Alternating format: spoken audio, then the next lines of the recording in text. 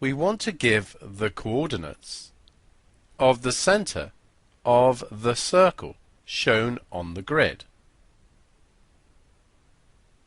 Here is the origin, the x-axis, and the y-axis.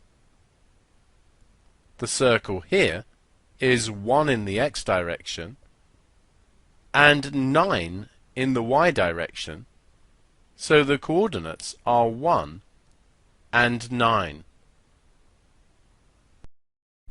Now consider the square. The square is 4 across in the x direction and 5 up in the y direction, so the coordinates are 4 and 5.